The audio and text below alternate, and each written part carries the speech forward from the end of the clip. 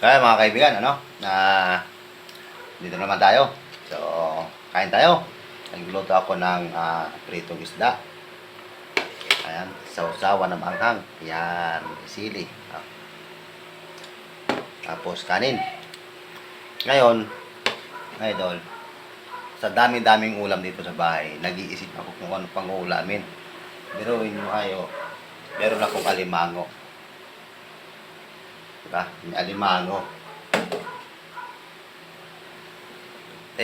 Nag-iisip ako kung ano pang uulamin ko. Nag-iisa naman din ako dito sa bahay. Kaya hindi ko maluto-luto yung alimango. Baka maaga ako madido dito sa alimango. Kaya ang ginawa ko, bumili ako ng isda. Tapos ito, pag aalis ako sa umaga, nilalagyan ko ng hilo. Dahil wala akong rep dito sa bahay. So ayan sayang. Baka masira. Yung ginagawa ko, nilalagyan ko lang ng hilo. Kaya ito, bumili ako ng isda. Ayan isda.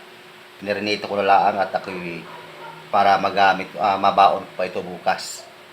Abot pa ito hanggang Lunes. Ako'y mahina sa ulam pero malakas ako sa kanin. Ayan kanin. May kanin ko Diba?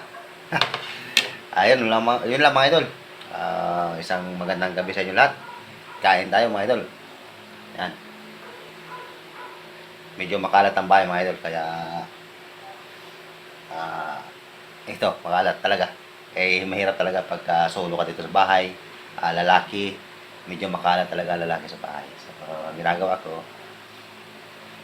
bago umalis, konting walis-walis, linis, yan, yun ang ginagawa ko. So, ayun lang mga idol, kain tayo, magandang gabi mga idol. God bless.